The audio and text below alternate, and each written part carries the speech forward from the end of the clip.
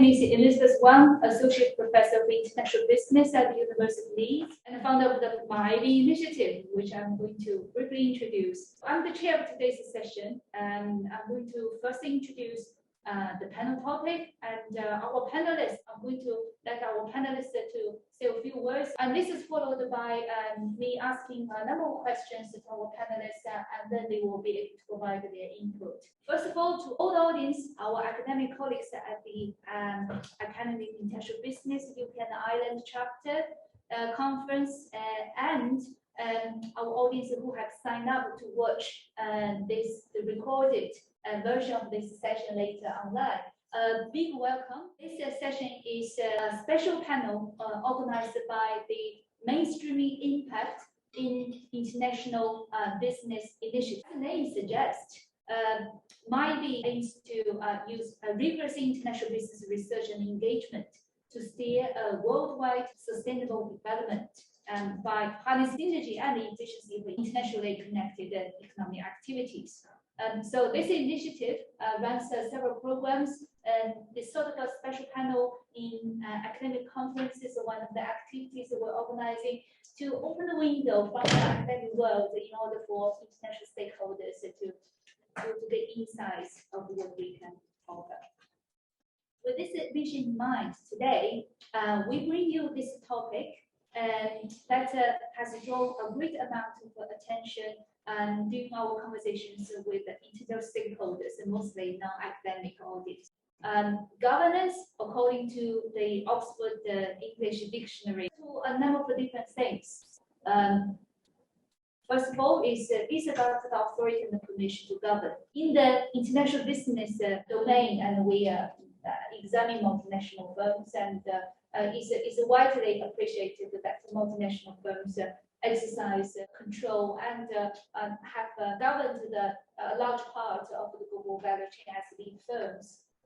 So our panel discussion will shed light on this aspect. And another meaning of governance is really about the actual action. Our panel is going to look into not only CSR activities, but how multinational firms engage in their activities with the commitment in the ethical aspects and what constraints and evidence we have so far. Skillful control, there's no doubt that firms have been, we know multinational firms are efficient players in the global markets.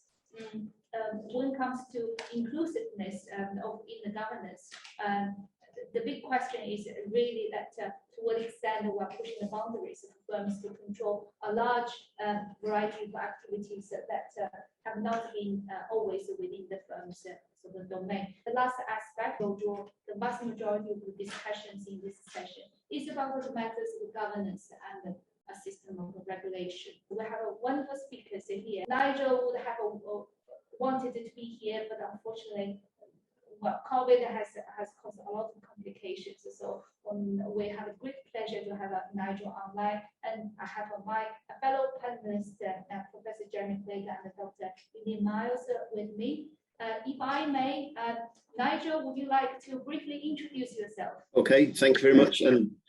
And apologies that I'm not there. Yeah, I'm Nigel Driffield. I'm Professor of International Business at Warwick Business School and also one of the leads for the new ESRC Productivity Institute, hence my background. I suppose my interest in this is kind of how economics and international business view this question separately, and I'll talk about that in due course. Thanks very much. Thank you, Nigel. And Professor Jeremy Clegg. Thank you very much, Elizabeth. Well, you want me to introduce myself. I'm a professor at the University of Leeds. I go by the very long title assigned by the European Commission of Jean Monnet Professor of European Integration and International Business Management. So, if you like, in some way, I guess I'm a bit of an anachronism because I still believe in the European Union but I'm very concerned about the topic of this excellent panel and what does it indeed take to build an inclusive governance of global GVCs and the leadership that countries and groups of countries like the European Union can take in order to help move the world towards a better position, a far better position than the one that it's in at the moment. So with that, I shall hand over to my, I think it must be Lillian speaking next. Yes. Hello, everybody. I'm Lillian Miles. I'm a reader at Westminster University. My background really is labour, developing countries. So I have a particular interest in labour regulation, and which ties in very well with multinationals, global brands. And today I'm really looking forward to discussing methods of governance, what kind of system of regulation should be put in place if stakeholders such as workers are to have a voice in that system of regulation. So I'm looking forward to the discussion. Thank you, Ms. Wong. Thank you, Lillian. The COVID situation has caused really a lot of problems. But the last speaker is Dr. Matthew Alford. He unfortunately could not be here physically, and instead he has sent me a recorded conversation, which I'm going to play at some point. Dr. Matthew Alford is a senior lecturer in international business and management from Allen's and Manchester Business School at the University of Manchester. He has earned his PhD in international development from the Global Development Institute. He's on regional value chain, and especially in the South-South trade and geopolitically connected activities, and how multinationals in that regional value chains play an important role with a strong implication on workers' benefits and conditions. And so Matthew has, like Lillian, you have not mentioned it, but Matthew has completed several funded research projects. And this is where in his conversation he's going to report some of the findings. Based on the definition for governance, I'm going to post the questions on each of the items to our panelists. Question number one: what motivates multinational enterprises activities? As we know in the international business literature, what changes can be introduced to shape these motivators to achieve local sustainable development goals? If I may, Jeremy, would you like to start that, and then that is followed by Nigel? Thank you very much, Elizabeth. When I reach for some way of explaining Elizabeth's excellent question, first question, I reach for the little I know about the first principles. Well, the first principle that comes to mind is that a well-known manifestation of the worldview that corporations should seek private profit is exemplified by Milton Friedman. Is famous for a lot of other things, but he's also famous for saying the social responsibility of business is to increase its profits. He said that in 1970, and it builds on the premise that a complete set of markets will bring forth private firms which, by working for private profit, will work for the social good. So if you have that worldview that we have a sufficiently complete set of markets that will all ensure we work towards the social good, then you won't see necessarily a problem and the need for intervention.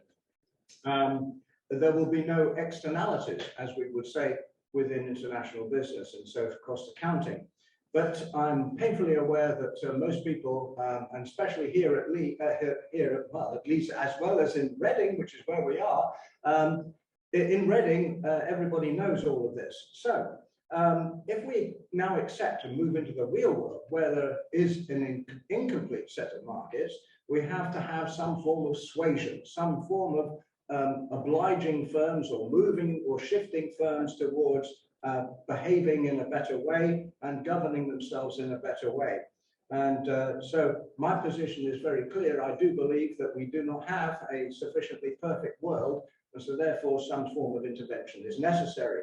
Well, of course, many of us have heard of stakeholder theory and institutional theory, all approaches that have been used in order to try to explain CSR in international business and forms of green and sustainable innovation to move us towards changes in business practice and improvements in the in governance of the phenomenon we're looking at today. But despite the wealth of the literature on this, I think that we have some significant gaps in our knowledge, and as will become clear during the rest of this panel, do believe that we really do have to rely on some form of regulation and some form of pressure, but where is that pressure going to come from? I think in this panel, I hope we're going to find out. So I'll stop there. Thank you very much, Jeremy. Nigel, you have conducted extensive work on FDI growth and externalities, please. Okay, so if I kind of pick up on what Jeremy has just said, I think the answer kind of comes, I suppose, in two parts. That on the one hand, there's everything that Jeremy's just said, and I'm not going to repeat it. On the other hand, there's also a recognition that economic development or fostering economic development can also be in the interest of what Jeremy characterized as the profit maximizing firm. And there are a number of reasons for this. So a firm, wherever it is, whether it's in a developing economy context or whether it's in a sort of a first world context, doesn't really matter. But there are any number of reasons why you can think that a firm has an interest in fostering development. It makes its potential customers richer. It makes its potential suppliers more efficient. It improves market efficiency. It improves access to capital within local firms who can then upscale and become suppliers, so on and so on. So I am kind of sympathetic to the co-evolution idea. The issue is that the issue then becomes the point at which the firm is substituting for the state. And that's the point at which I get very nervous and then refer you back to everything that Jeremy's just said. So there can absolutely, for example, be a role for the firm in provision of training. And when we see this everywhere. Anyone who, for example, is in the UK, who's familiar with the whole debate around the apprenticeship levy, for example, has seen large firms saying, please, can we spend some of this training budget on our suppliers? And there's absolutely no reason why you can't apply the same thing in sort of an emerging or a developing economy context. I think Malaysia was very successful in this kind of 20 years ago. Rather than just giving firms subsidies, they linked them to R&D, they linked them to training, they linked them to local content requirements. If you link things to local content requirements and firms have to buy locally, then they have an interest in those local inputs being as good as they can be. So there are ways of harnessing the market, I think, to get at some of what Jeremy was talking about, still recognizing that problems around externalities, problems around regulatory capture, problems around sustainability are where the state should absolutely step in, and where there's a role, as Jeremy quite rightly pointed out, for supranational institutions, whether it's OECD, UNCTAD, the European Union, whatever it is. Thank you for that, Nigel. So our first question is about the intrinsic motivators of multinationals and activities. It takes the shaping of these intrinsic motivators for MNE activities to create a more inclusive GVC governance. In addition to shaping the firm's the intrinsic motivators, some may argue that there are micro-conditional factors that may change the way firms behave and may motivate firms to engage with us questions. Managers, employees, and individuals associated with the firms may be empowered in times of change for SDGs. And how can we empower them? Vivian, you have conducted work on developing countries and in the labor, especially female and labor force. And could you share with us what you have found and your insights into the sort of changes that are needed? Of course, I see in my own research, I'm not from the MIIB scholarship. My area is much more employment relations. So I look mostly at things from workers' perspectives. I get nervous when we talk about MNEs, ethical actions. I think there's got to be a sufficient incentive for multinationals to behave. There's got to be a sufficient pressure for them to want to do good, if you like, to achieve the SDGs. I also am very nervous if the state and business are treated synonymously, in the sense that states can achieve SDGs on, the business can achieve SDGs on behalf of the state. And so I guess my approach is adversarial. That's not to say that I doubt the ability of multinationals to change. I think there's got to be sufficient pressure on them to do so. On the topic of empowerment, now empowerment to me is a very, very wide word. And sometimes when you talk about companies through their CSR actions, through their philanthropic activity, there's this conversation about empowering workers. Now, empowerment, if you want to get down to the nitty-gritty, is about the ability to exercise agency. And tied to this concept of agency is voice. And so, how do we empower managers or employees is a question which we need to look at, which ties this empowerment to their voice as well as agency. Now, I've looked at conducted lots of research into how workers can be empowered in a developing country context. And essentially, I look at their voice.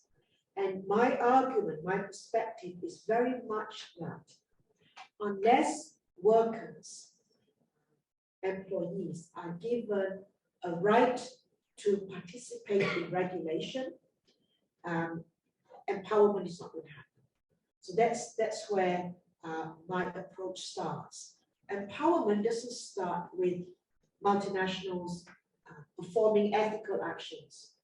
Empowerment of workers don't start with multinationals' philanthropic activity.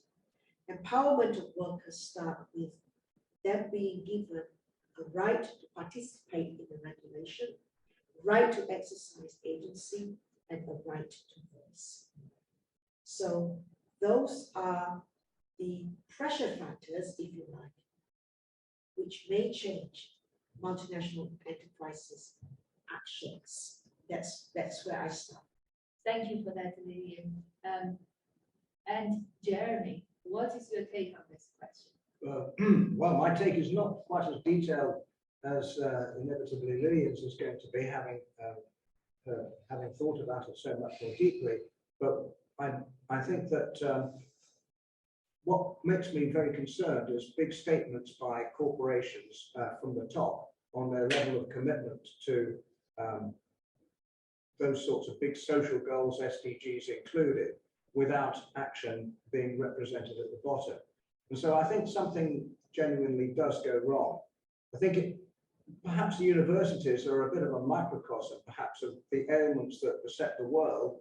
I don't know what your university is like, but certainly my university is pretty big on big statements. And yet when it comes down to actions right down at the bottom, they're much more difficult to actually make any difference.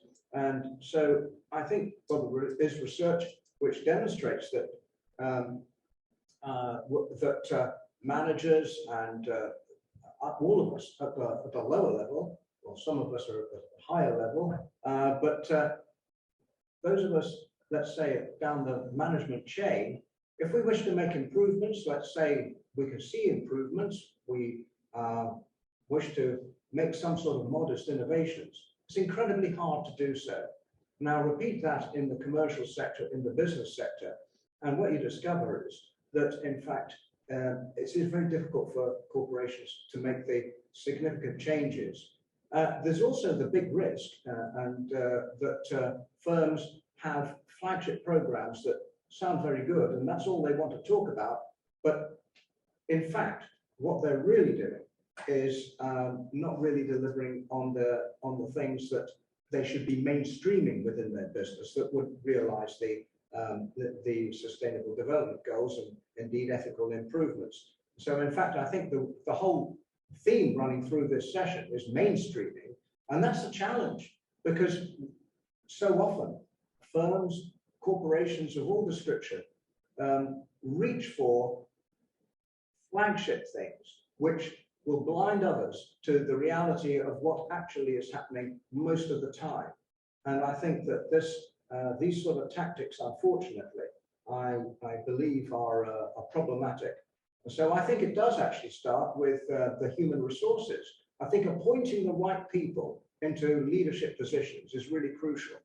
The trouble is, people who are, in my view at least, not the right people tend to appoint each other into leadership positions. And there, unfortunately, the whole sad story tends to be perpetuated.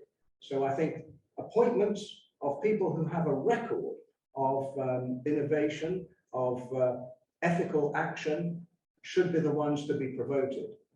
I'm afraid quite often, very often, we see quite the reverse happen. People are rewarded, managers are rewarded for actually stamping on the staff and really very much unethical actions.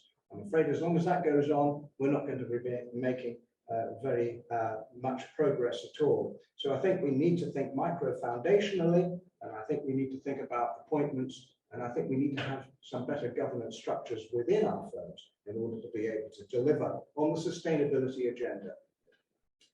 Thank you. Thank you very much for that.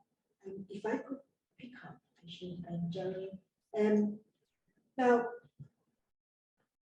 despite a lot of bleak views about the philanthropic nature and this kind of soft approach, codes of conduct, auditing systems, for example, there have been recently initiatives to give workers voice and agency. I'm just going to very quickly go through two examples. And one, of course, is the initiative following the Bangladesh disaster, where over 1,000 employees, workers, mainly young women from rural Bangladesh, killed in a factory which collapsed because the structures were not sound. Now, following this disaster, a huge community got together, including global brands, including multinational enterprises. And for the first time, global brands, so your Next, your Zara, your H&M in this country, your Marks and Spencer, John Lewis, Tesco, Primark, for the first time, these global brands, multinational enterprises, enter into a legally binding agreement with global trade unions, representing trade unions, local trade unions in Bangladesh.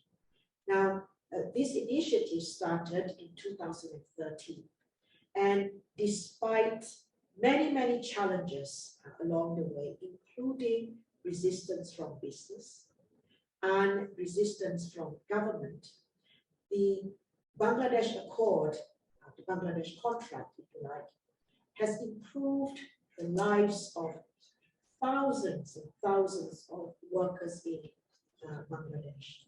Now, I'm going to tie this back to the notion of empowerment. So here is an initiative which empowers workers to develop solutions to address structural hazards in factories. And so here is an example where global brands are legally bound to observe and to respect corrective action plans that are issued by the Accord inspectors. And to date, many corrective action plans have been issued and completed. And so here we see an example where through contract, workers are given agency, workers are given voice in regulating conditions in their factories. Now, another example, if you like, of empowerment, this is not a legally binding a solution, if you like, but for those of us who are aware and who know the Better Work initiative, there's another example of committees being set up within the factory level where workers, half workers, half managers, sit in these committees, and they also develop solutions to address working conditions in the factories. Now, the Better Work program, there is also evidence that workers' rights, working conditions have improved. And so, to cut a very long story short, how can we empower workers? So here are a couple of examples where, because they are given a right to participate in regulation, they have been able to secure good working conditions, irrespective of this philanthropic CSR ethics kind of framework to look at multinational actions. Thank you, Olivia. So there is hope. There is hope indeed. Now, a good thing, I guess, is, of course, the Bangladesh Accord, the first accord was signed in 2013. And the lifespan is 5 years. And so towards the end of 2018, there was a lot of nervousness and a lot of anxiety about whether or not the Bangladesh Accord would simply dissipate. Now, here again, global brands, global unions, global brand signatories, I must add, the global unions fought really hard to extend the accord, which they succeeded in doing, despite resistance from the government. And so a transition accord was signed, and this lasted another 3 years. And now, I think it was last September, if I recall, a further extension was granted. And so here you have the international accord. Now, for those of us who think, well, hang on a minute, we're only talking about Bangladesh. Yes, we are. But we are also talking about garment industry. And the best thing is, within the international accord, which, if I remember correctly, was signed at the end of last year and would last 26 months. The intention is for feasibility studies to be carried out so that a similar kind of governance where workers can exercise voice and agency can be replicated in other countries. And so here, I think, last I read, countries like Vietnam, Cambodia, Indonesia, there were feasibility studies intended in these countries to explore the extent to which the accord, which is developed to address factory safety in Bangladesh, can be replicated in other countries. So here we find an initiative which is very much based on empowerment, which is tied to voice and agency of workers. We know that multinational firms exercise control of their GVC activities. So what changes are needed to make it economically attainable for multinational firms to manage an ever-increasing range of activities for the benefits of SDGs? Do we have any evidence already in the current studies? Nigel, you did a lot of work on supply chains and efficiency. And how can multinationals become resilient while tackling all these ongoing challenges? Would you like to tell us about more on this from your research and publication, please? Okay, thank you. I'd like to actually sort of backtrack slightly first, if I may, and kind of violently agree with the last two speakers. I thought they sort of summed up the point really well. I was kind of reminded when there's sort of the point at which it transitioned from Jeremy to Lillian of a story that I was told by a particular kind of NGO, and I'm being aware that we're being taped, so I think I'll keep this anonymous. They run a particular campaign where they evaluate kind of what's going on within brands and that sort of thing. And there was one particular company that was doing very badly by all of these particular measures. And then suddenly they zoomed up the rankings and seemed to be doing much better. And it was because what they'd done was they'd moved all of the bad stuff into another firm, so that one firm looked like it was doing really well and one firm looked like it was doing really badly. And actually it was just the same stuff going on, branded in different ways. I won't name names, but Lillian's nodding, so she probably knows exactly who I'm talking about. But coming back to the question at hand around kind of supply chains, efficiency, etc. I think I should state here for sort of full disclosure that I know enough about supply chains to know that there are loads of people out there who know far more about supply chains than I do.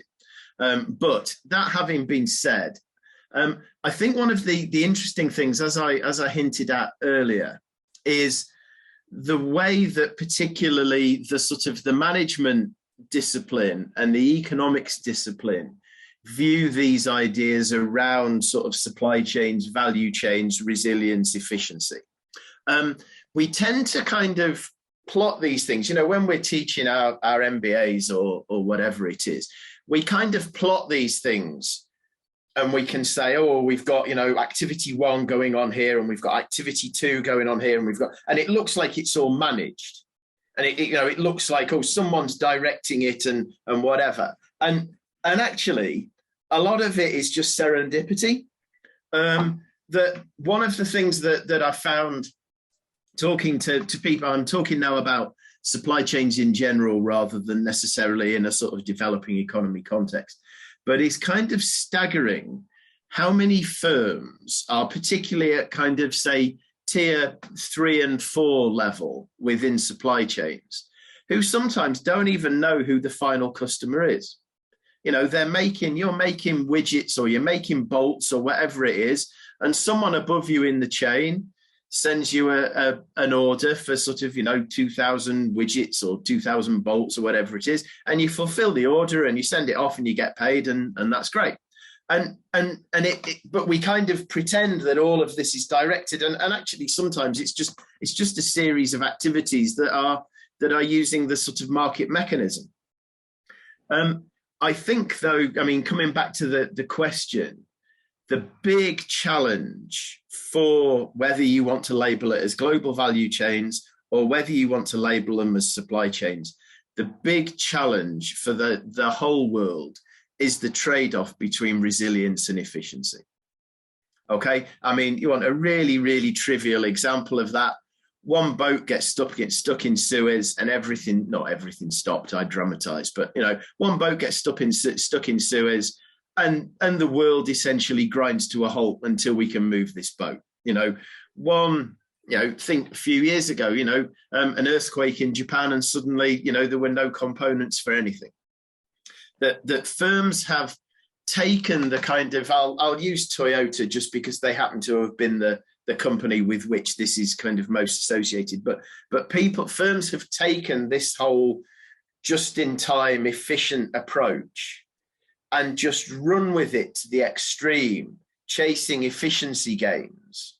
And then something like COVID happens, or a boat gets stuck in Suez, or Somalian pirates start, you know, sort of capturing boats as they sail past the Horn of Africa, whatever it is. And suddenly that shines a real light on the resilience side of things. And I think that's certainly, I mean, that's what we're seeing in Europe, right? That's what we're seeing in the developed world in general. With reshoring is still very small, but bringing stuff closer to home, thinking about resilience rather than just efficiency.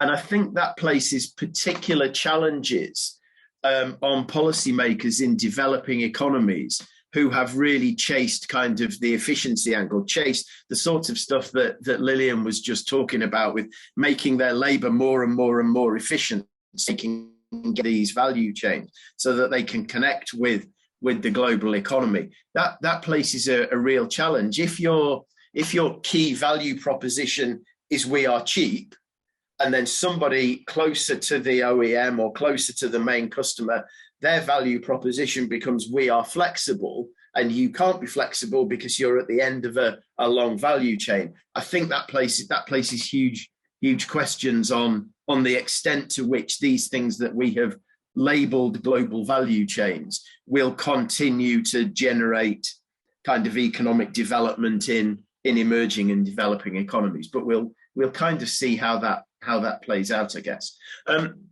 One last comment. I think the other thing that interests me in this space is the contrast between the way that economics addresses this problem.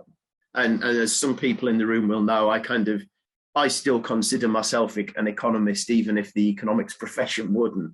I know most people in IB consider me to be a sort of dangerous economist rather than an IB scholar. But economics sees this in terms of trade. They see this in terms of using measurements of trade flows and using things like input-output tables, which somebody in the GVC literature would kind of frown at straight away. I have a colleague who is a professor of supply chain management, who, if I ever measure kind of input-output tables, I have to kind of duck because I know that she's going to throw something at me straight away, because the sort of supply chain people would just not recognize input-output tables as being any use whatsoever. Now, we in IB, we kind of sit somewhere in the middle, because we are interested in things like intra-firm trade, intra-firm knowledge transfer, but often we have to proxy that with slightly more aggregate data. Equally, if you're interested in things like spillovers, then sometimes you kind of have to resort to things like input-output tables to get a measure of linkages between sectors, particularly if you want to do kind of econometrics. So I'm interested in the intersection between those two things. I did a talk on this a couple of weeks ago for a kind of Chinese audience, and I found kind of two papers that I thought were really good examples of being at the absolute opposite ends of the spectrum. There's a paper by Baldwin and Venables, which is basically using the idea of GVCs to look at trade policy. Now, you don't get any more sort of economicsy than Baldwin and Venables, but then you contrast it, say, with sort of targeting matters for effective policy using these by people like Ram Madambi, whatever, and you get this kind of real divergence of the way that we look at this, with the IB literature focusing on governance of these chains. And as I say, I'm kind of skeptical about how real that actually is. And the economics literature, we say we need to know about trade flows. They're almost agnostic as to who is doing the activity. They kind of want to count the activity where it's happening, measure the gross value added, and kind of move on. So bringing all of that together, I think then what is interesting is what that means for productivity and efficiency. And I would say this, wouldn't I? But I think we need to start thinking about measuring not productivity and efficiency of firms, but productivity and efficiency of these activities, and recognizing then that there is, as Jeremy said at the start, there is very much a sort of an externality or a public good element to this that needs to be factored into pricing and whatever. So if you are doing sort of things which are, if to be blunt, bad for the economy in Bangladesh, then expect to pay taxes in Britain. Now, we are millions and millions and millions of miles away from getting to that point. But if we're going to use the understanding of GVCs to benefit and to get towards SDGs, that's basically where we have to get to. I think that there are some initiatives that we can take, and I'd like to sort of run through them. I remember some years ago, not that long ago, 5 years ago, whatever, finding myself in the office of the director of a major high street retailer in the UK, the director being responsible for the sustainability of the entire organization. I don't know where you buy your socks and underpants, Nigel, but anyway, I was discussing with this particular director, and he was very new in the job at the time, and he wanted to bamboozle me with how wonderful his supply chain was. And he said he could work out exactly where everything was coming from, including down to the corner of the, if it was a agricultural product, the corner of a field that it was grown in, or a textile or whatever. And I thought, this is absolutely amazing. I thought it was incredible. But again, listening to Nigel and of course from our knowledge, the reality is that although maybe that claim was to some extent justified by that particular firm, and it was making a big drive to try to mainstream actually sustainability at the time, you'll remember it, I think that the reality is completely different for most firms, just as Nigel has said. So I think that unfortunately the reach of this skillful control is remarkably short. And if you add up the negative effects at each of the stages, they will multiply, just in the same way as our uncertainty multiplies with the number of interactions. The uncertainty will multiply as you go up the value chain, the supply chain or the value chain if you're talking about the aggregate. So I think that there are really great problems in this although I have some hope that digitalization will enable us to see benefits of monitoring and as further in the chain. I don't think it's these just technical things which are going to make a big difference. I'm particularly persuaded by what Lily was saying about the, as it were, the human elements. And now listening to Nigel and being a bit like Nigel, having a background in economics and being absolutely more certain than you you might fear you wouldn't be recognized as an economist in an economics department, but I know that I would not be recognized as an economist in an economics department. But I still feel allied to economics. At the same time, having been steeped so long in international business, I also feel that it's more to do with the organizational aspects, and that perhaps some of the things that you're looking at, Nigel, in your new work to do with productivity is the human dimension is, I think, particularly important. I mean, I think it's a very interesting thing. It's something I like to look at myself as how it affects the big picture, the aggregate picture, which is, after all, where all of these things are ultimately accounted for. I mean, we've been talking about the SDGs and so on, but we actually haven't really talked about climate change and the very pressing urgency of the matter. So I think we have, if I try to characterize it, we have theories, or the economics, theories of how things are and the existence of things, but we don't have very good theories of how things change. From the point of view of organizations, we may have a slightly better idea of how things change, but adding it up to the big level, the big picture, and working it into the big picture, I think is the big challenge. And I think any initiative to look at productivity is going to have that huge range, really. Just as Nigel has said, from the whole, right from economics, but also from social, the social dimension, right the way through to the micro level of the firm, and the sorts of things that Lillian was talking about. It's a big challenge, but then the challenge that we have is a big challenge. And I think that a lot of our problems stem from not being able to think big enough. I think as human beings, we're very good at thinking small, but not very big.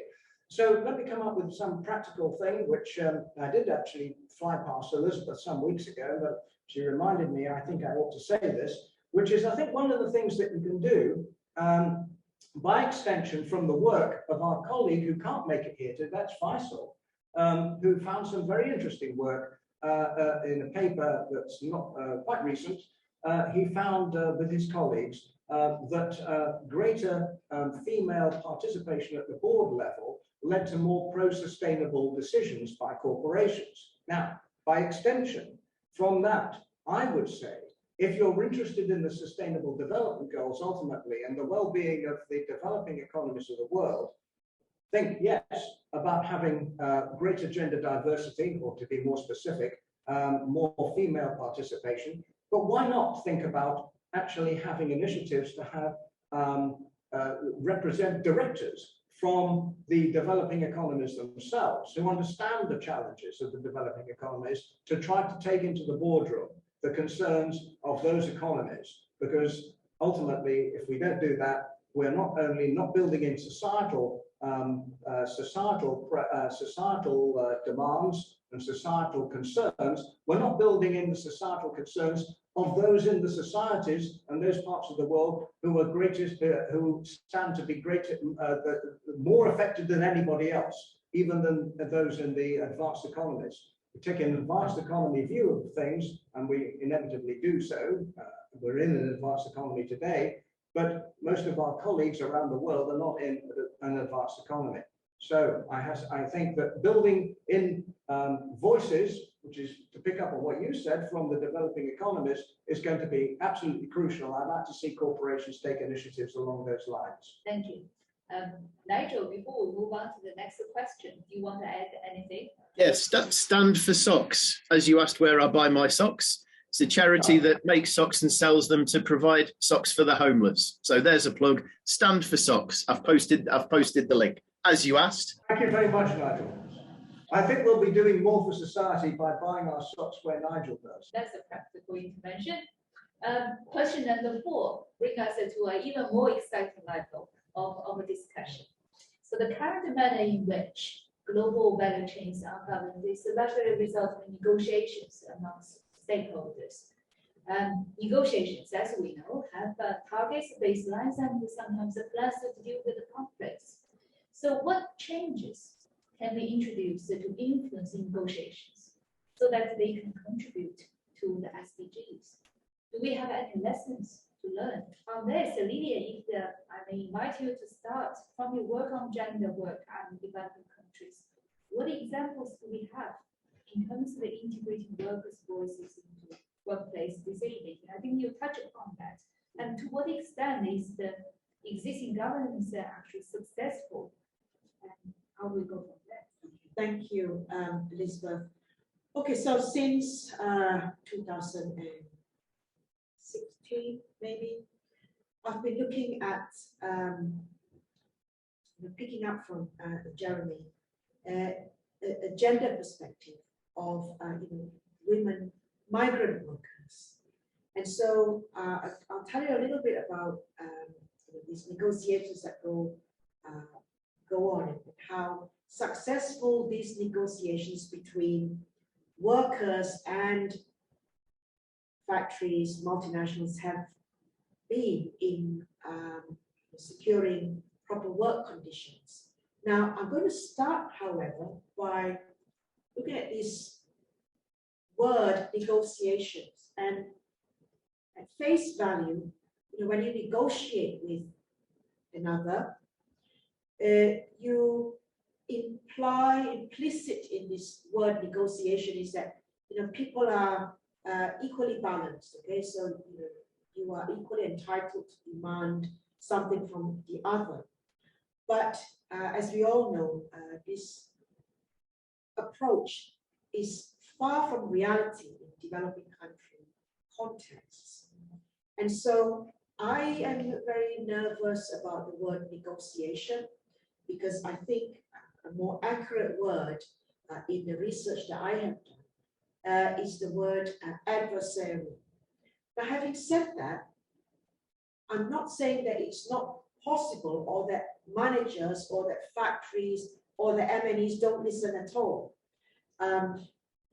What I'm saying is that they do have to have an incentive to negotiate, and they do have to have an incentive to bring workers and their representatives up to the same level as they are.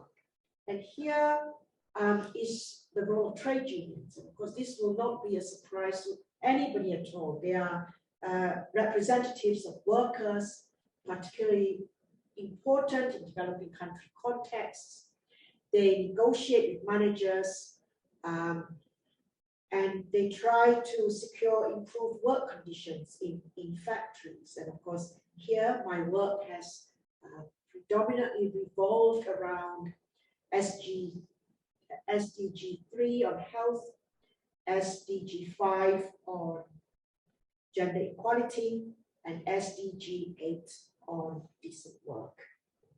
So, do we have any lessons to learn? Yes, we do actually. And my lessons here, if you like, are twofold. The first is that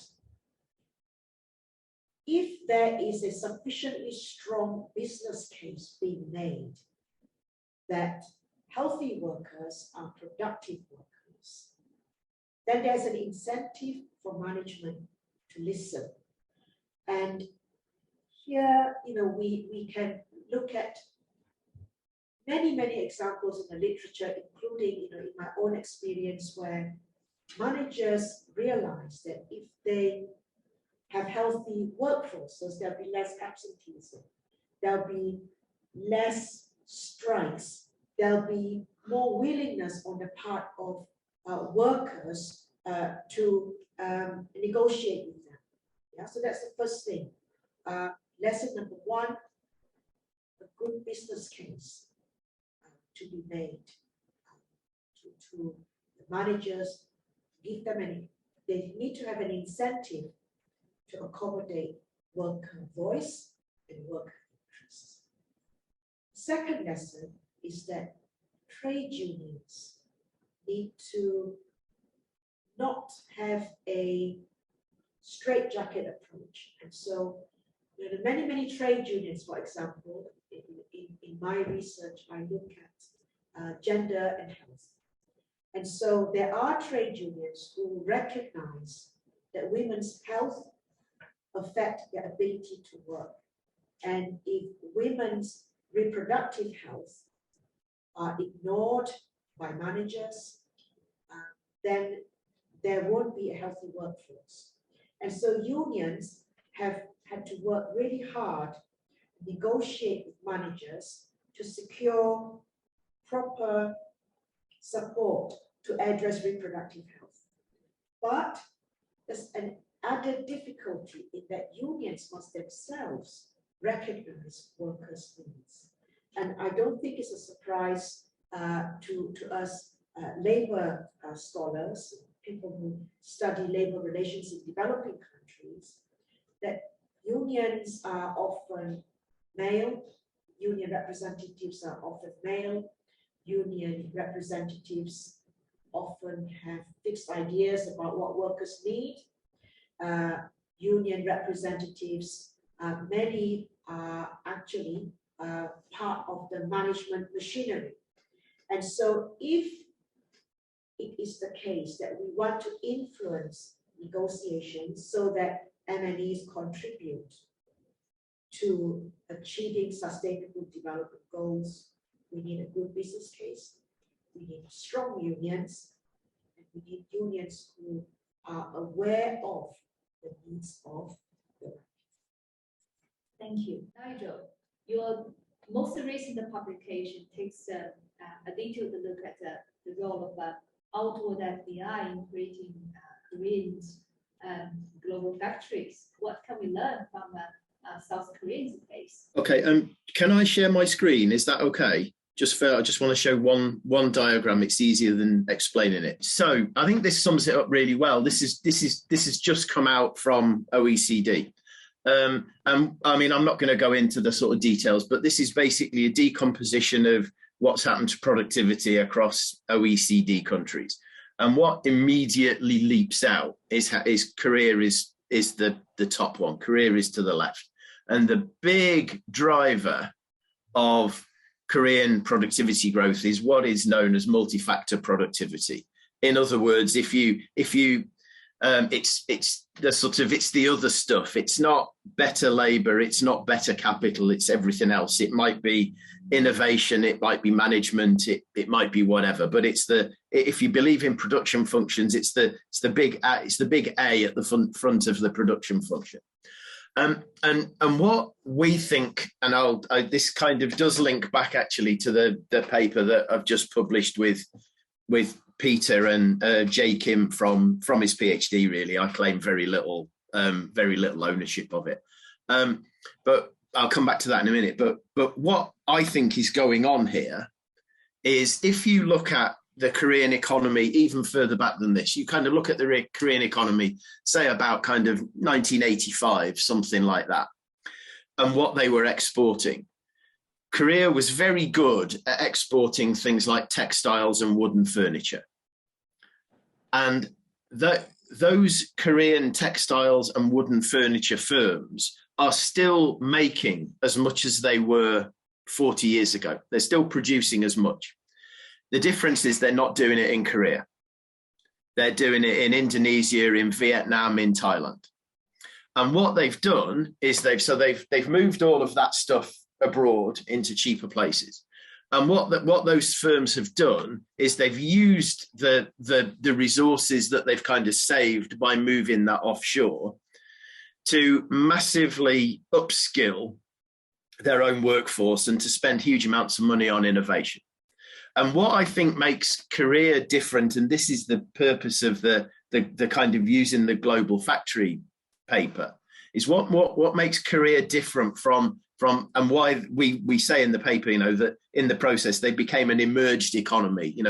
They kind of start our data as an emerging economy, but Korea is now a developed economy sort of thing.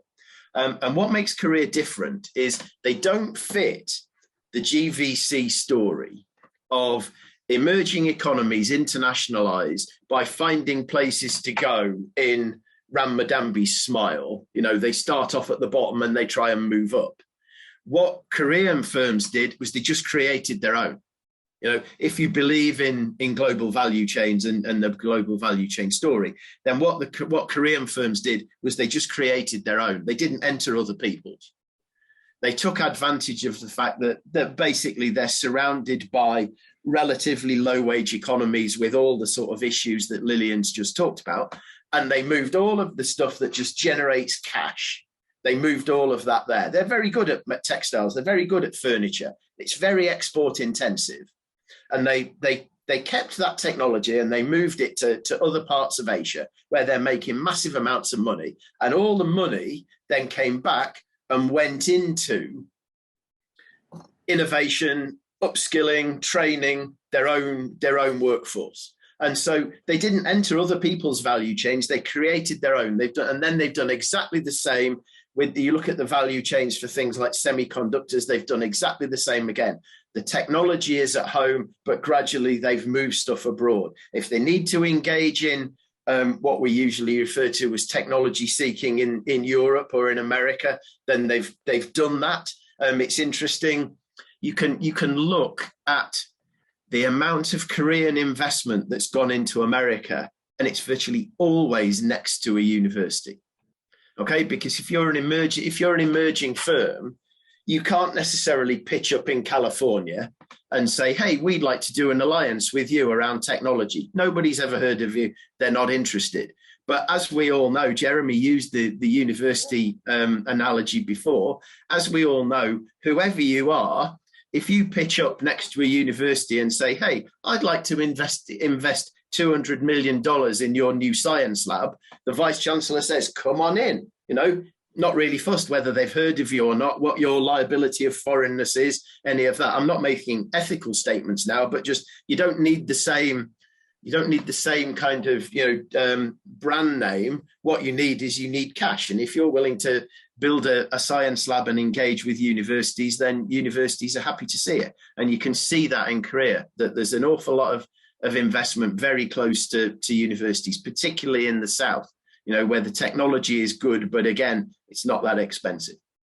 So that's what I think Korea have done with this, and why they've kind of broken the mold is they've created their own. Now, we make the argument in the paper, which I'm not going to go into now, that actually a better way of looking at this is kind of the global factory idea, because we've got things flowing in both directions. But in a sense, in terms of my argument and justifying or explaining why Korea has done so well in terms of total factor productivity, the distinction perhaps between global factories and global value chains is perhaps less important. But that's what I think is the big story from understanding Korea and its interaction with global value chain. Let me bring our remote speaker, Matthew. Okay, so many thanks to Elizabeth for inviting me to participate in this really interesting panel. I'm Matthew Alford, I'm Senior Lecturer at Alliance Manchester Business School. And for purposes of time, I'm going to jump straight in. There are a number of questions. I'm going to tackle question 4 on negotiations and what negotiations can do to deal with conflicts and contribute to the SDGs. And I'm also going to touch on question 5 around what it takes to build inclusive governance of global value chains. A brief background on myself first to give an idea of what I've worked on, and then contextualize, I suppose, what I'll then go on to say later. Is I've worked mainly on private and public governance of global value chains over the last 10 to 12 years. When I started my PhD, and I've published obviously since in the last 6 or 7 years in various outlets on the private and public governance of global value chains. So my work sits and contributes to, particularly within the global value chain production literature, but draws on different disciplines, political economy, IB, even development studies, amongst others, to address issues of how global value chains are governed. So with that in mind, I'd like to say a couple of things around these two questions. The first thing is that a lot of literature in the global value chain domain is focused on northern lead firms based in the global north sourcing from suppliers in the global south. And there's been a number of frameworks to unpack the governance dynamics of that. And a key part of that governance process, or how lead firms govern their supply chain, and this is of relevance to this panel, is their implementation of standards along the value chain. For me, a main focus of my research is around SDG 8, so decent work. So whilst this panel covers a range of SDGs, I'm going to focus particularly on SDG 8 today. So again, as northern lead firms implement standards around how products are produced, what quality, along their externalized value chains, and increasingly, or since the 90s at least in the global north, particularly the UK, Europe, social standards around decent work. So in response, in part, to civil society pressure to source products ethically, companies, to give an example, I've worked predominantly in the agro-food sector and some in the garment sector. So large retailers in the UK, Tesco, Asda, H&M, will implement social standards. And by that, I mean company codes of conduct specifying social conditions on farms and factories from which they source. And in many cases, those codes demand adherence to labour legislation or public governance, national regulation by the state in the producing countries, as many of you will well know. In other cases, in other contexts, there are, and this refers to the point about negotiations, there are multi-stakeholder codes of conduct. And a very good example that I've also done research on in the UK is the UK Ethical Trading Initiative. So the UK Ethical Trading Initiative is a multi-stakeholder initiative that enjoys buy-in from certain large companies such as Tesco. It draws on ILO principles of decent work. It's negotiated in a multi-stakeholder capacity by civil society, by Tesco, for instance, and other lead firms, and it plays a similar role to a code of conduct. Lead firms sign up to it, and they demand that products are made in accordance with that code. And in the case of the ETI-based code, it ensures that producers, if they want to supply, for instance, Tesco, they have to adhere to the ETI-based code, ILO core principles around decent work. Now, I say all that because a lot of literature and a lot of research is focused on that north-south governance structure of northern lead firms, the implementation of private social standards. In this case, I'm discussing around SDG 8 and decent work. But what I want to talk about now is the fact that the geography of trade is changing, and what we are now seeing is an increase in south-south trade. So trade within and between southern regions, Africa, Asia, South America, etc. And that's given rise to the increasing significance of regional and domestic value chains that are governed more and more by lead firms, southern lead firms within those regional locations. And I'm going to talk, and that has implications for the governance of value chains, in this case, regional domestic value chains, and it has implications for the Sustainable Development Goals and SDG 8 around decent work. A 3-year project that has just concluded. I'm going to speak to some of our findings and what we found around these issues and as it relates to this panel. So a recently completed project was funded by the ESRC as part of the GCRF funding scheme that you may know about. It involved University of Manchester, but also colleagues from the University of Nairobi, Cape Town, and the Ethical Trading Initiative was a partner from the outset. And we examined essentially the governance of regional and domestic value chains driven by lead firms within the Global South. And our focus was on sub-Saharan Africa. We looked at 2 sectors, agro-food and garments. And we wanted to know essentially how these regional domestic value chains relative to global are governed by southern lead firms in those locations. And our particular focus was on SDG 8, on decent work. Now, we found the country focus, I haven't got time to go into a huge amount of detail, but we looked at production locations across South Africa, Kenya, Eswatini, and Lesotho, both the garments and agro-food sectors. And we found a couple of interesting things in relation as it relates to this panel. The first thing we found is that the enforcement and implementation of private social standards by southern or African retailers across horticulture and garments was was almost absent, with some exceptions in South African retail space relative to GVCs. So as I described, the private social standards or multi-stakeholder initiatives I described in north-south value chains, we found in regional and domestic value chains were pretty much absent. So that was the first key finding. There was the other key finding was that there was also, for the most vulnerable workers and temporary workers and smallholder labourers across both sector, very limited public regulation and protection by state labour regulation. So there was essentially a private and a public governance void. Now that's an issue because whilst many scholars have discussed the pitfalls of MSIs, multi-stakeholder initiatives, and codes of conduct in north-south value chains, they do at least provide an important layer of protection, often demanding compliance with national laws and regulations. When you take that away, you've now got the rise of regional and domestic value chains in the global south, in our case, sub-Saharan Africa, that's devoid of that private protection, social standards, and therefore that it creates an additional weakness by inadequate labour inspectorate in the country context that we looked at. So you've got this private-public governance void. So really, I think in relation to the questions that were posed around negotiations and inclusive governance of GVCs, there is a gap, I guess, in the global value chain and IB literature that we sought to address, which is around the increasing relevance of southern lead firms and what that might mean for the governance of regional domestic value chains and the SDGs, and in this case, SDG 8. So it's certainly a phenomenon that requires further attention. Our recently completed project, there's a number of publications that are coming out around this and that are in process, but we'd certainly encourage further research into it.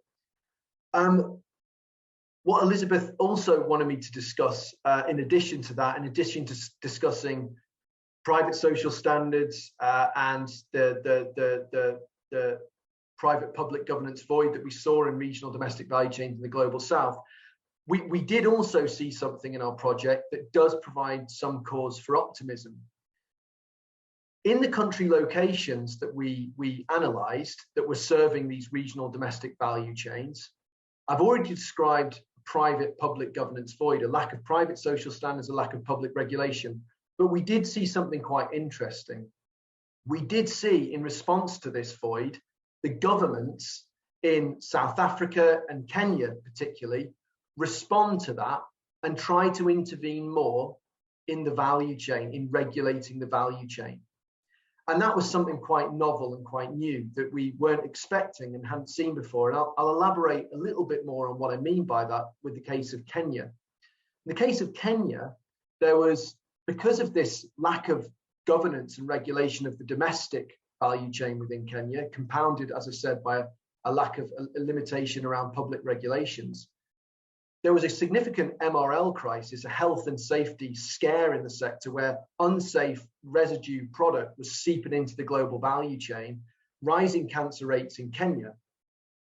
This governance void was then immediately or strongly addressed by the Kenyan government in 2019, where it introduced a law, KS 1758, which was essentially a public regulation that you could say ripped off or mimicked private social standards such as Global Gap, the ETI-based code that I mentioned earlier, Rainforest Alliance, and it put those value chain regulations into this law that governed and regulated the entire value chain from production through to handling, shipping, cargo, etc.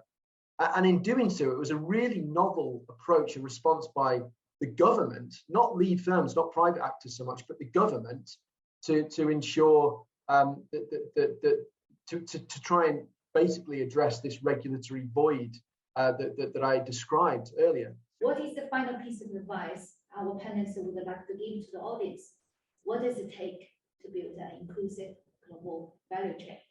I think I answered it before, really. I think it's the point that I made about if we're going to apply the sort of value chain rationale, then it needs to be, we need to use that to influence firm behaviour. So as I said, if you are employing cheap labour in Bangladesh, then expect to pay tax where you sell your product. If the Bangladesh government doesn't have the bargaining power, to use Lillian's example, then the location of the final customer needs to do that, needs to do that for you, as it were. That's what these supranational institutions, of which Jeremy is a sort of very proud member, can do in this space. I feel like the sort of last man standing as a Jean Monnet professor.